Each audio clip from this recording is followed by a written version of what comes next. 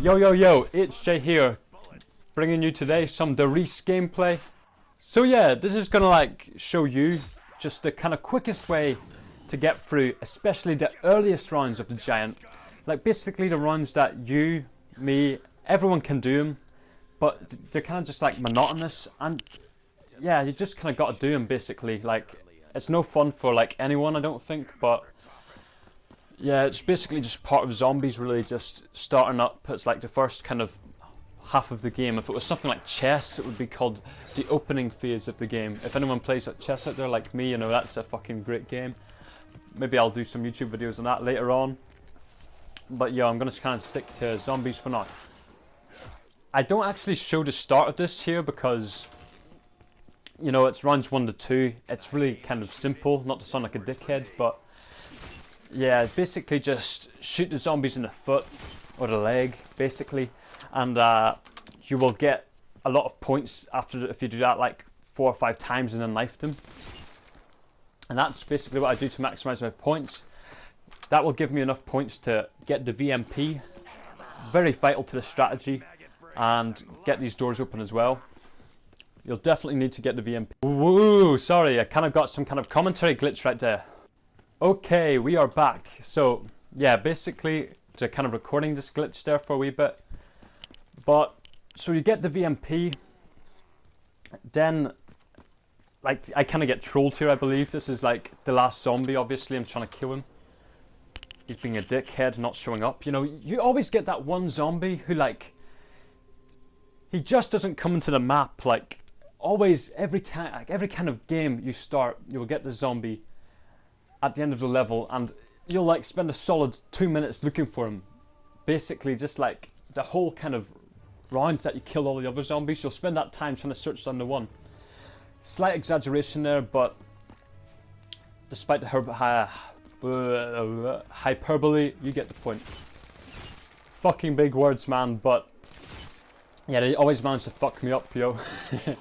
But anyway, so I get the insta kill here. And obviously I'm just going to use that to try and speed this round up ASAP, just shoot all these zombies on it basically, as you do. You could even knife them if you want to like prioritize points over speed. But I'm kind of more a player who prioritizes speed over points because you're always going to get the points in the end. Like there's always that point in the mid game, like after this kind of start, whenever you have like 100 grand in the bank.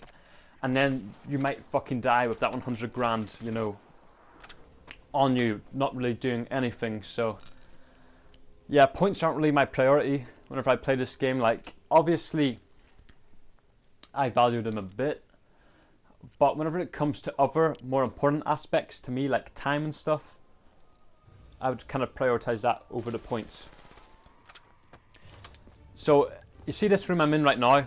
This here is the room that once you turn on the power, the zombies come out the fucking wazoo right here. Like they come out so fast, and there's so many of them that you're basically gonna like go through rounds 7 to 10 real quickly right here. So I should have like turned on the power, bought the door above and turned on the power to like speed up the levels, because that would have opened like the 2 big floodgates, if you get me. And that way, you know, there'd be more windows for the zombies to come from that are closer, and I'd get more, yeah, even more like of a quicker time if you turn on the power right away as soon as you get 1 grand. But at this point I'm trying to just stay in the room just to show you, you know, how easy this is without Jug, because I knew that whenever I went out to turn on the power I was going to go get Jug right away. And I kind of, the whole reason I didn't was just really for the purpose of this guide, to like show you that you can get enough points to just go up, turn on the power, open every part of the map to like assess all of your perks. Even if Jug spawns at like the catwalk, which is the farthest place for it to spawn, basically, like the most shittest place for it to spawn.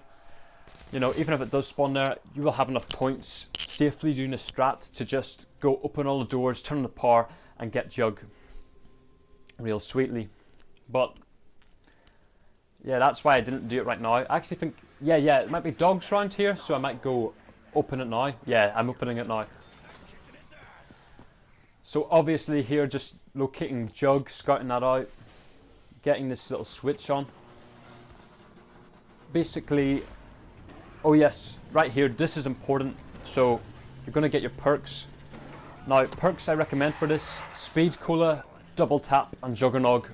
Them 3 perks are very important for the strategy, and even then they'd be important for games in general. Like, if I was going to tell you what 4 perks to pick under Reese, it would be Double Tap, Jug, Speed Cola, Quick Revive. Them 4, especially with Double Tap's upgrade in Black Ops 2, that carries over to Black Ops 3, so double your weapon damage. You know, no zombies are touching you with that VMP, man. So yeah, level 7 already. It's quite quick. Like, this run is so impressive in terms of its speed that it even just impresses myself. I think this is the first level we actually have with the main gates open, the power turned on. And you're just going to see us beast it even more, because we can turn that trap on as well with the power. And like, these levels, levels 7, 8, 9, 10, I think they actually go quicker than 5, not, what am I on about, rounds 1 to 5, yeah. So I kind of ballsed up on this run in the sense that I didn't turn on the power until round 6, but my reason for that was simple, you know. I just wanted to like show everybody that, you know, like, I was kind of worried basically that Jug would spawn at the power, and then maybe somebody would get like skeptical and say this strategy only works because Jug isn't in like the catwalk area, because obviously you need like an extra 1,500 points to access Jug if it's in the catwalk area.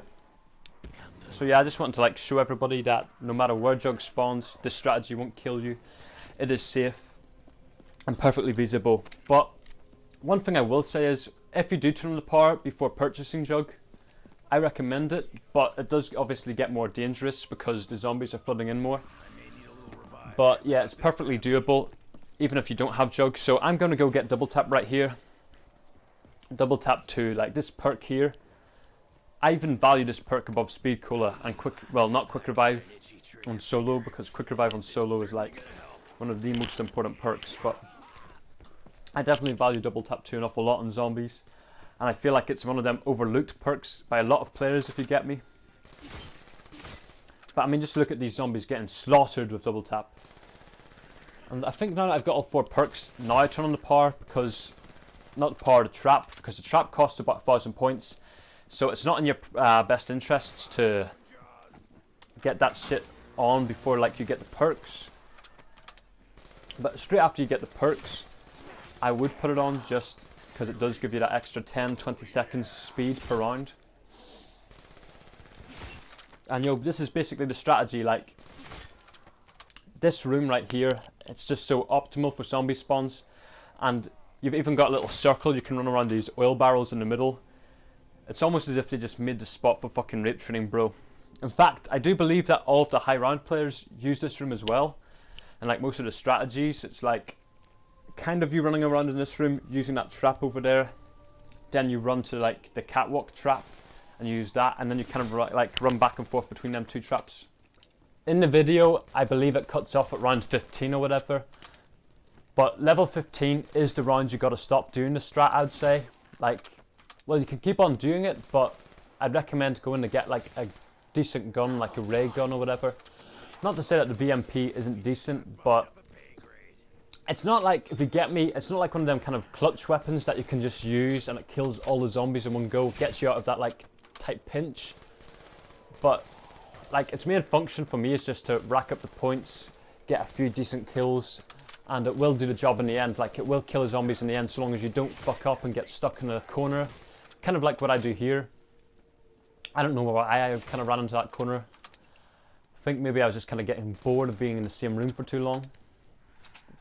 Like, obviously for a high round you want to be in the same room, or if you're kind of going like a serious playthrough. But if you're like me and you just kind of play this game for fun, sometimes you can't be asked to get into a high level and you just run around the whole map, maybe camp a bit, just kind of experiment and kind of shake it up really, and do whatever. Just be creative and just get the most out of the game doing whatever. Level 10, dogs. Yeah, dogs, self-explanatory. Basically just do what I do here. Spawn, hack them motherfuckers. Shoot the fucking VMP where you see that blue lightning. Yeah, just basically do whatever I'm doing and you'll just 420 blaze it with these hounds right then and there. Show them who the fucking alpha male is. So yeah, basically it's round 11 now. And the rest of the video is just much more of the same, to be absolutely honest with you guys. Like, it's just me staying in the room, building some points. I believe we get up to 20 grand by the end of this video. But one important piece of advice I would give to you is, and I can't remember if I've said this already, I think I have, so I probably have, but I'm just going to say it anyway, on the off chance that I haven't, because that would defeat a colossal purpose of the video.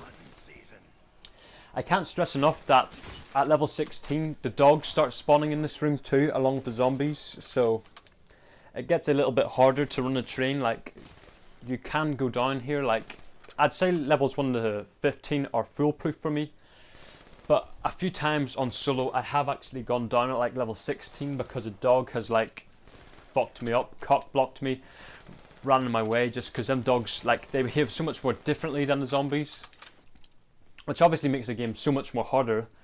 But I appreciate it as well because it's just something different that the Reese has, and it's really disappointing to me that in most of the other maps, especially Black Ops 2, Black Ops 1, it was either just zombies or dogs, zombies or dogs, zombies or monkeys, zombies or fucking die-rise crawlers, you know? Like, what I really appreciate about the Reese is the fact that they mix the zombies in with other enemies, just because it kind of just shakes things up a bit, you know, makes it more fun.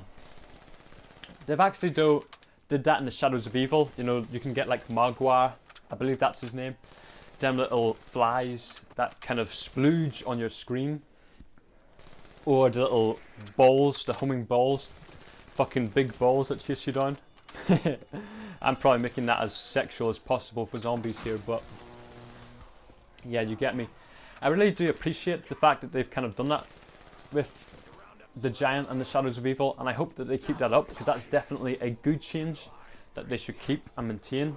But at the same time, I don't know if they are going to keep it up, just because, like, whenever the Reese came out ages ago, like, you might have thought that would have been a natural progression. Like, after the Reese, they had like dogs and zombies separate on Shinonuma, then the Reese comes in and they kind of mix them up, and then you think they're just going to keep that for the rest of the games, but that's not obviously the case, because Black Ops 1 deviated from that enormously. So yeah, clips kind of changed there. That's just a limitation of the PS4 recording software that I'm using. Don't worry, these two games are the same. It's not like I just died there and merged a different clip or something to like hide my noobiness. Because, you know, you guys know I'm a noob already. There's no need for me to fucking hide that, right? But yeah, this is like me running the circle to its fullest, basically, right here. In hindsight, though, I'm not even sure that's the best way to run it. I'm kind of going, what's the word, clockwise around here. Maybe I should be going anti-clockwise. Maybe that was like give me more success.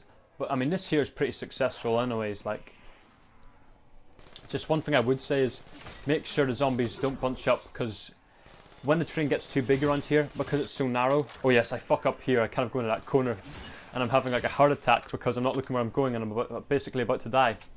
I think it kind of just saved me there because it was the end of the level. Don't go into that little corner on the right. That's one area you have to be cautious of. But apart from that, yeah, just run the train. Don't let too many zombies bunch up, because since the circle is so small, and I have said this, but I kind of got cut off there. You know, if you don't kill them, then they're going to change direction and going to cut you off right here on the left. And if you come on the left of these barrels coming up here, it was right in front of me in the clip whenever I was talking there. So yeah, just kill a few, run around a little bit, kill some more, pick them off. I'm really not sure what the fuck to say at this point on the guide, because there's not really much more to say. I'm just going to keep on talking basically for the last minute that I have. Oh